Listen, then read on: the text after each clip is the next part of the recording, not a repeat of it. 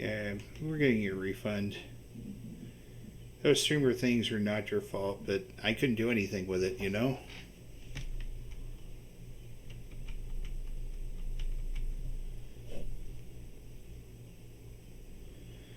Okay, we're back. We're getting ready to do another episode of movies. Pseudo-epics cranked out by Hollywood assembly lines do nothing but diminish the value of human life. Of course they do! That's half the fun! And what a lot of cool explosions for $7.5 bucks! And here comes another game. The at-home big budget action flick that comes with a pack of real cigarettes. One more. We got action! Okay, people, let's show them what we're made of! Take it from the top! Alright, let's do it. All right, hit me. Oh, brother. For the enjoyment of everyone during question 1, please, no unnecessary talking. Shh, here we have... Oh, brother. 2 G's if you get this one right. Just step up and take a swing at this one.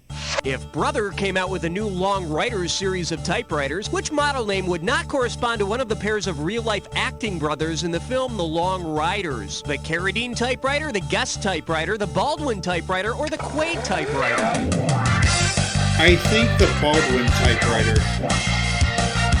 No Baldwin brothers can be found in the movie The Long Riders. And yes, this is in fact the only movie ever made not to have at least one Baldwin brother in it. Okay. If I you need say a so, category. The absent-minded android.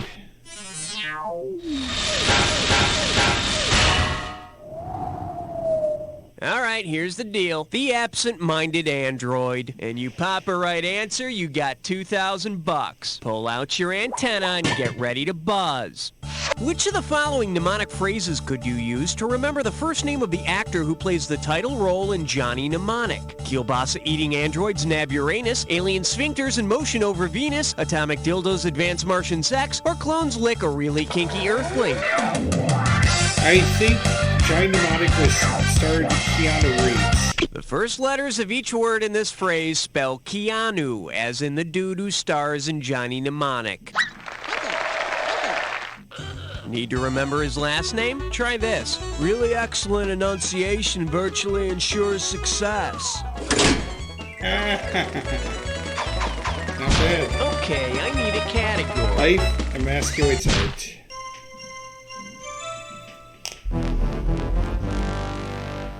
The selection is Life Emasculates Art. This one can net you $1,000. Okay, imagine this frightening scenario. On a crusade to clean up the movie business, Tipper Gore makes sure every film ever made gets re-edited so it can obtain a G rating. What film's G-rated version would feature this dialogue? What about you, Dad? Flip you. No, Dad, what about you? Flip you. No, Dad, what about you? Flip you. This Boy's Life, What About Bob? Kramer versus Kramer, or The Breakfast Club? This Boy's Life, maybe? Whoa! Oh, that was nice. It was The Breakfast Club, For the wasn't it? curious, here's the right answer.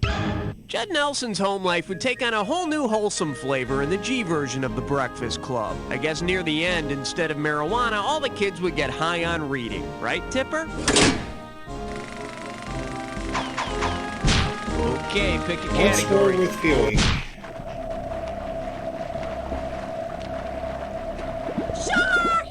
I proudly present Once More with Feeling. And we're talking 2,000 for this baby. Say, remember that kid show, The Croft Superstars, with those guys, the Bugaloos? You know, they're in the air and everywhere. No. If the Bugaloos made their own version of the sequel to the hip 80s film Breakin', what would the title be? More Bugaloos? Bugaloos on your back? Electric Bugaloos? Or Bugaloos like a robot? Breaking 2 is known as Electric Boogaloo. Breakin' 2 is subtitled Electric Boogaloo. More proof that absolutely anybody who can get one movie made in Hollywood can get 2 movies made in Hollywood. Only if they're successful. Category, please. Enough with the Die Hard thing. It's a 5! Coming at you. Enough with the Die Hard thing. Looks like this one's going for $1,000. You know how the entire movie Die Hard takes place in a single night? Well, if screenwriters had to pitch one-setting movies in Die Hard terms, which film would be pitched as being kind of like Die Hard at a table? My Dinner with Andre, Table for Five, Naked Lunch, or Breakfast at Tiffany's? One-setting movie? It would probably be My Dinner with Andre. My Dinner with Andre takes place in one restaurant at one table for 2 hours. Yippee-ki-yay! Mother of God, where is our appetizer? Inconceivable! Okay, I need a category. The gloves are off. She was built like an interstate cloverleaf, made for speed with all the right curves. All I could think of was 6. The category? The gloves are off. And you pocket $2,000 if you get this one. All right, take a close look at this picture and tell me, who is most likely the owner of this glove? Ada from the piano, Mickey Mouse from Steamboat Willie, the Hand from the Crawling Hand, or Count Rugen in The Princess Bride? That would be Count Rugen, The Princess Bride. Count Rugen is the six-fingered man who killed Inigo's father. You killed my father. He's evil, but he's got one hell of a curveball. I need a category. Big guns and delicate lace trim. 7. Well, what do we have here? Big guns and delicate lace trim. And we got $3,000 in the pot. Alrighty, kids, imagine this exciting episode of Martha Stewart Living. Martha's guest today is Gaff from Blade Runner. Based on his skills in the movie, what overly precious treat will Gaff help Martha make? Lightly poisoned petit four, color-coordinated linen paper cranes, hot-buttered replicants, or handcrafted leather bullwhips? Okay, I think Gaff was the one that created the replicants. No, Gaff doesn't make replicants, he kills them. But if someone does start making hot-buttered replicants, I want to put my order in now. Oh, it's paper cranes, dang it. Here's what you should have picked. In the movie Blade Runner, you could tell if Gaff had visited because he left his origami around. So he's going to help Martha make some paper cranes. Yeah, Gaff thinks it's a shame he won't get to kill any replicants on the show. But then again, whoever does. All right, hit me. Athletes are hungry and let you know about it. Uh-oh, best of hits fried sport. Oh, it's a gibberish question. It's time for a Snickerglish restroom. One gibberish category coming up. Athletes that are hungry and will let you know about it. I'd say $5,000 to start this gibberish question sounds fair. Now check it out. As the time disappears, so does the money. So the sooner you buzz in, the better. Okay, get ready and tell me, what name does this rhyme with? Plenty, Beth, went furry jocks. And hey, don't get tripped up on the punctuation. Buddy Beth went furry jocks. Buddy Beth went furry jocks. First hint, it's a movie studio. Oh, got it. Run with it. Type in your answer.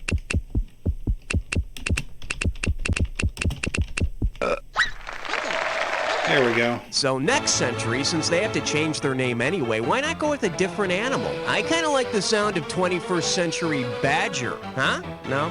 Whatever. Category, please. Life is like a... Oh, shut up. They said it was indestructible. Then disaster struck. This category is known as Life is Like a... Oh, shut up! And it's worth $2,000 if you get this one right. Okay, admit it, you saw Forrest Gump and you cried. Imagine you go see Forrest Gump again because you know it's such a happening thing to do. Which of these will you hear that happening guy Forrest say? It happens, Gump happens, crap happens, or shoot happens? It happens. Forrest never swears. He just says it happens after almost stepping in doggy-doo and unwittingly inspires millions of bumper stickers nationwide. Aren't tales about dim-witted guys who have much more successful lives than any of us smart people so uplifting? Okay, A good man is hard to find, but John Goodman isn't. For your enjoyment. A good man is hard to find, but John Goodman isn't. How does $2,000 sound? Okay, it's time for a fill-in-the-blank question, so when you dare to presume you have the right answer, buzz in and start typing. Single white male misses Vegas nightlife. This big man with a big heart is searching for a single female to fill the empty rooms in my castle. I'll treat you like a queen. Which John Goodman character plays this ad? Crap, what's the name of it? It's the one where he's like, oh, got it! It's all yours. King Ralph. In King Ralph, John Goodman plays a Vegas lounge singer who, through a bizarre set of circumstances, becomes the King of England.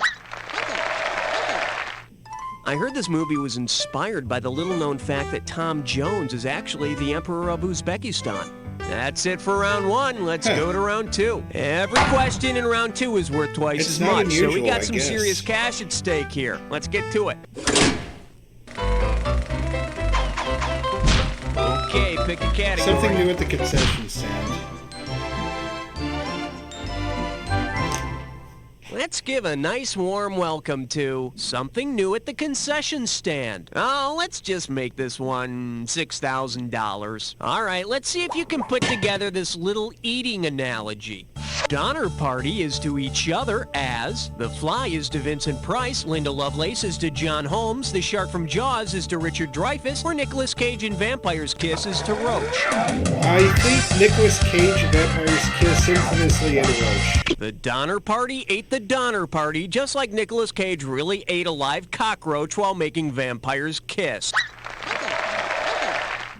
Nicholas felt like he should eat the roach to add realism to the scene. Hey, here's an idea. It's called acting. All right, hit me. The music is the best Shampoo. Did someone order a 12-inch sausage? Oh my.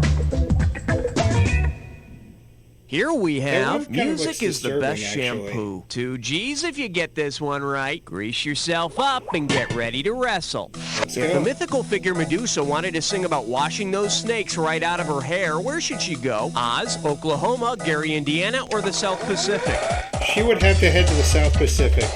In the musical South Pacific, they're washing all kinds of things out of their hair. Men and, well, all kinds of things.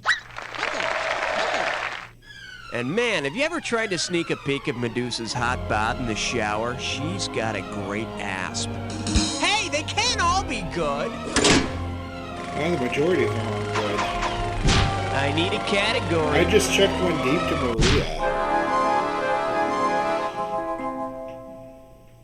Now showing, I just chucked one deep to Maria. And you pop a right answer, you got $2,000. Flex those fingers, cause here it comes. Suppose you wanted to recreate the big gang fight in West Side Story using professional sports teams with the same names. What teams would need to participate in the reenactment? New York Jets and San Jose Sharks, Atlanta Hawks and Phoenix Coyotes, Chicago Bulls and Buffalo Bills, or Oakland Raiders and Pittsburgh Pirates? That would be the Jets and the Sharks. Since the Jets and the Sharks are the rival gangs in West Side Story, the New York Jets and the San Jose Sharks would be doing the reenactment.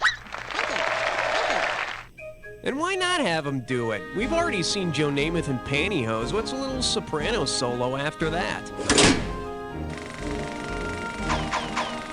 Category, please. Guess you won't be able to wear white.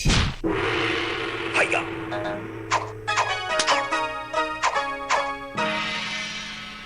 Say hello to Guess You Won't Be Able to Wear White. And get this one right, you got 4K coming your way. Put it in gear, cause here we go. Which character would be the best replacement for the person who swapped souls with Meg Ryan's character before her wedding in Prelude to a Kiss? One of the Budweiser frogs, Casper the Friendly Ghost, Mr. Magoo, or Prince Charming? Oh, God. Best replacement for versus swap souls. A ghost, maybe? No, Casper wouldn't kiss her. He may be dead, but he still doesn't want cooties. Let's see what a correct answer looks like. In Prelude to a Kiss, Meg Ryan's character swaps souls with a mysterious old man. She then spends the rest of the movie bumping into things and driving on sidewalks. It's hilarious. I wouldn't think Meg Ryan would do well. All right, hit me. Guys who can't speak and guys who shouldn't. Let's see what we got going. Guys who can't speak and guys who shouldn't. You get 4,000 clams for this one. You know what I love about those silent film comedians? They're so graceful and athletic. If you were to describe silent comedian Harold Lloyd's most famous screen escapade in sports terms, what would be the most appropriate phrasing? Nice catch on that can of corn. Whoa, nice hat trick. Now that's what I call hang time, or it's the old Statue of Liberty play. I think he's the one that hung around the clock. In Safety Last, Harold Lloyd dangles from the hands of a clock on the side of a building. If you haven't seen the movie, you've probably seen a clip of it. Yep, this is quite true. He's lucky he did it back in the 20s. Nowadays, he'd get a technical foul for that. And he'd probably be in prison for like 3 to 5 years. Okay, pick a category. This town ain't big enough for the two of you. Excellent choice. It's time to play Dis or Dat.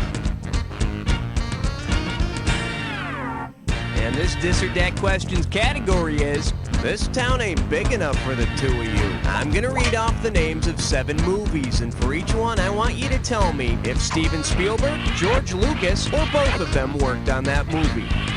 Yikes. As you see each one, if it's a Steven Spielberg movie, press 1. If it's a George Lucas movie, press 2. If it's both, press 3. And to skip, press 4. $1,000 for each correct answer, and I'll take 1,000 away for a wrong answer or for one you didn't get to. Okay, give me 30 seconds on the clock. Here we go. Raiders, Spielberg, Lucas, or both? I think both. Willow. Willow was Spielberg. Close Encounters. Close Encounters of the Third Kind, that was Spielberg. Land Before Time. Land Before Time. Hey, Brainy, skip it. American Tail. Spielberg. Goonies. Goonies. Both. This is it. Labyrinth. Labyrinth was both. That's all of them. You only got 3 right, but look at it this way. At least you're done. Yeah. Hey, could be worse. Could also be a hell of a lot better, but we're not going to go into that now. Let's move on. Yeah, please don't. Okay, I need a category. Join me softly with a song.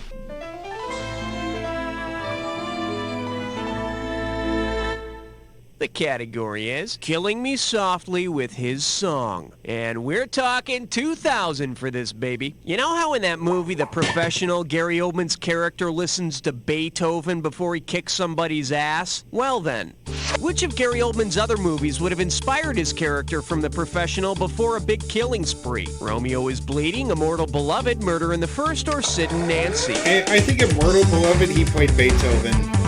In Immortal Beloved, Gary Oldman plays Beethoven.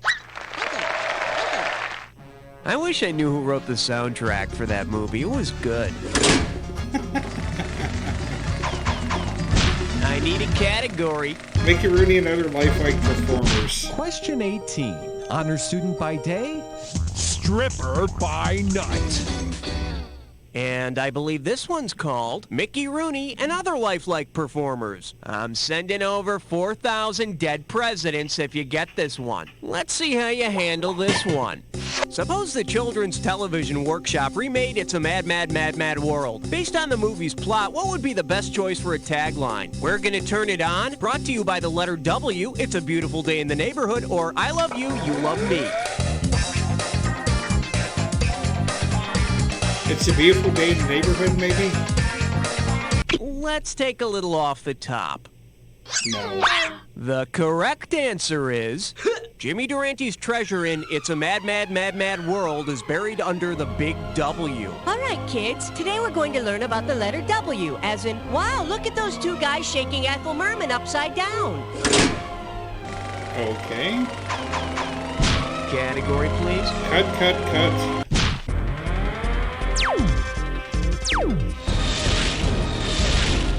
Okay, give it up for Cut! Play your cards right, you win $4,000. All right, heads up. Let's see if you can complete this analogy.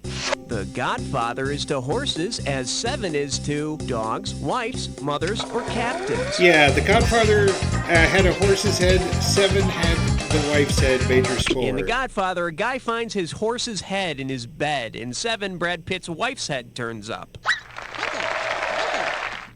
You'd think they could just express their feelings with a card. What are you doing with the man, right, man? You can't deal with it here. Why are you here to talk American? Chew on this. While you're here, talk American, and you pocket $2,000 if you get this one. Listen up, kids. Get out your French dictionaries, s'il vous plaît, and complete this analogy. Royale with cheese is to quarter pounder with cheese as pret-a-porter is to what? Off the rack, haute couture, ready to wear, or tip the doorman? Okay, that was ready to wear. Robert Altman's pret-a-porter translates to ready to wear for American audiences. See how fun French is? Now you can eat well, dress well, and we wherever you want. I need a category. Whose life is it anyway?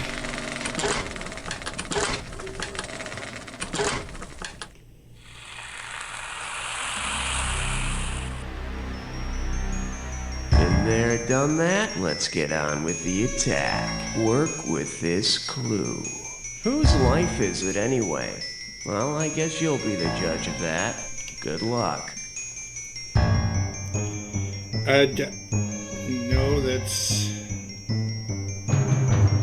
Miss Diana Ross as Billie Holiday.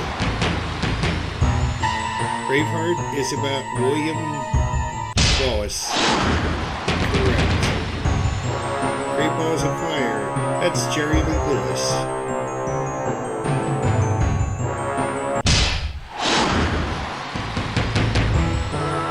For the Yankees, that would be Lou Gehrig. Today, I consider myself the luckiest person on the face of the earth.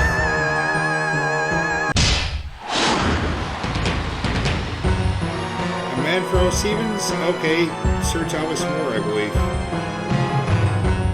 It's going to show back up. There it is. Grows and Miss, that's Diane Fossey.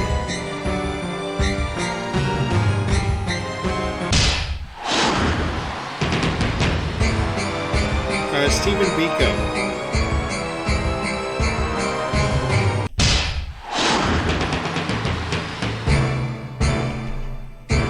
Damn, you were all over this one. Amazing. Let's check out what it did to your score. That's the game. Wow, you were the best guest we had this whole game. Really? Now do me a favor. Take a quick look to your left, now your right, and repeat after me. Okay, nice work, everybody. Roll commercials. And Raul, what are we doing now? Moving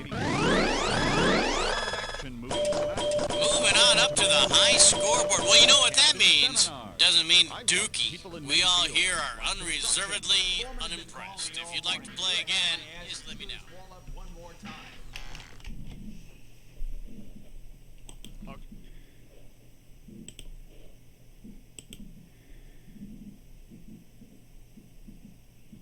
Okay, that completes another episode of You Don't Know Jack Movies. If you like what you saw, be sure to leave a note in the comment section below, hit the thumbs up button, and hit the notification bell when you want to receive more of our content.